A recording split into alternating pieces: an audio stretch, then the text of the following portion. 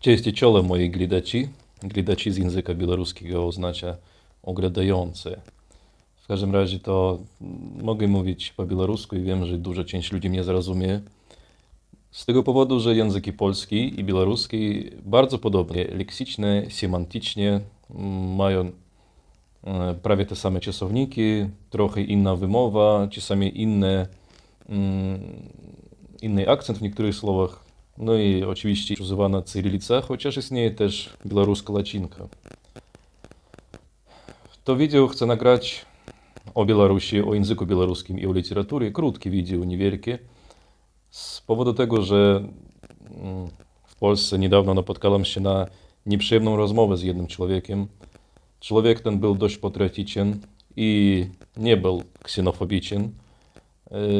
Nie miał też poglądów jakichkolwiek prorosyjskich, nawet nazywał Rosjan Azjatami żartobliwie. Ale okazało się, że ludzie w Polsce, nie znając za dużo o Białorusinach, mówiłem o tym na poprzednich wideach i wiem, że teraz już znają trochę więcej. Nie tylko z powodu tego, że ja o tym coś opowiadam, a to, że są blogerzy z Białorusi, są też sprawy związane z Białorusią, z polityką białoruską. Za czasów PRL, za czasów Związku Radzieckiego była niszczona kultura jakiegokolwiek narodu słowiańskiego, przede wszystkim słowiańskiego, innych narodów też, ale w mniejszym stopniu. I najwięcej białoruskiego i ukraińskiego. Dlatego nadal w Polsce ludzie o tych narodach nic nie wiedzą, albo wiedzą coś w tle negatywnym tylko, bo nie ma innych rozmów na tle politycznym.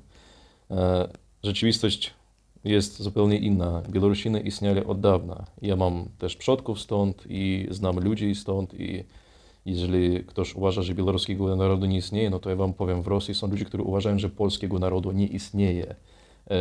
Często są opowiadania, że Rosja powinna graniczyć z Niemcami po Wisli, może być po Odrze.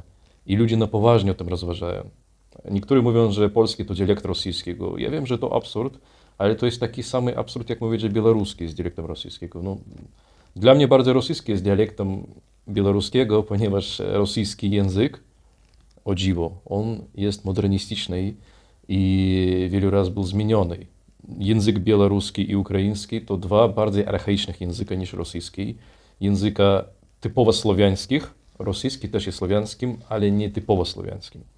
I języka bliższych do polskiego, czyli język białoruski i ukraiński jest bliższy dla polskiego nie dlatego, że ma polonizmy, których też oczywiście ma, a dlatego, że rozwijał w warstwie kulturowej Rzeczypospolitej.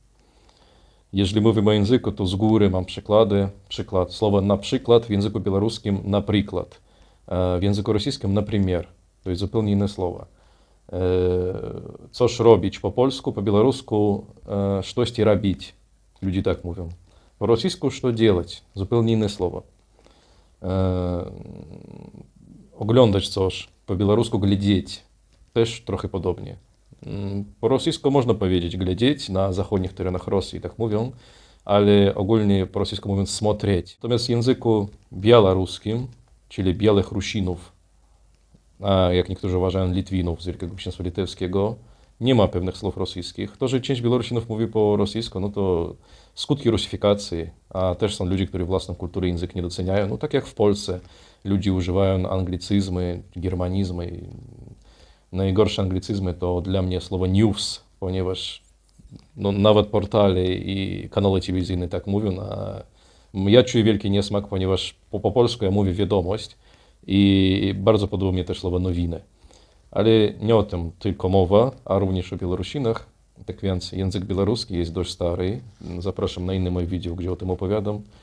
Ale żeby to potwierdzić, powiem też o literaturze białoruskiej. Jeżeli kilka przykładów wziąć z góry, to literatura białoruska najbardziej rozwijała się w końcu XIX wieku i XX, chociaż w XIX wieku no, pod wpływem Imperium Rosyjskiego to było ciężko. Ale z góry to mogę powiedzieć na przykład o Janki Kupale, o Jakubie Kolasie, o Iwanie Mielesz. Iwan Mielesz napisał Ludzi na balocie, to był początek XX wieku, o zwykłych, nie tylko chłopach, a zwykłych ludziach mieszkających po wojnie, mających swój własny jakieś cele dla lepszego życia i też tam stosunki międzyludzkie. Natomiast Też Jan Barszczewski, białoruski pisarz, kiedyś opublikował swój utwór, który się nazywał Szlachcic Zawalia. Zawalia to nazwisko szlachcica, szlachcic z Białorusi, nawet ze wschodniej chyba jej części, który opowiadał różne historie, lekko fantastyczne, tam była też użyta mitologia słowiańska i tematy z życia. Też istnieje książka, która pod tytułem Pińska szlachta, czyli kolejna książka o szlachcie. Białorusińska kultura Białorusinów to też kultura szlachecka, a nie tylko kultura chłopów i kolchozy, jak niektórzy Polacy wyobrażają. I jeżeli mówić o pińskiej szlachty, tam jest dużo takich tematyk i stereotypów bliskich do polskich reali, czyli na przykład, że sąsiedzi byli zazdrosni, natomiast byli gościnni i każdy chciał pochwalić, że jest bogatszy i lepszy. Więc o tym mogę opowiadać dużo. Z takich bardzo modernistycznych pisarzy to mogę powiedzieć o Wasiliu Bykowie. I Wasil Bykow pisał o wojnie. O II wojnie światowej. Tych tematów dużo w literaturze białoruskiej, w tym akurat ona jest podobna do literatury rosyjskiej, bo to był taki rozkaz sowiecki. Natomiast Wasil Bykow tak samo pisał o I wojnie światowej, czego nie robili Rosjanie. Ponieważ I wojna światowa dotknęła Białorusinów, dotknęła Polaków i dotknęła jak w negatywnym, tak i w dobrym sensie, ponieważ Rzeczpospolita akurat powstała po I wojnie światowej. Druga Rzeczpospolita. I Wasil Bykow pisał o losie żołnierzy walczących na Karpatach, mniej więcej tam. Czyli pisał o Polakach, Ukraińcach, czy może być nawet o Lemkach, też o narodach bliskich do Białorusów, ponieważ ich język rozumiał i rozumiał jej kulturę. No i więc, jeżeli temat jest ciekawy, to proszę pisać swoje komentarze o literaturze białoruskiej albo języku białoruskim.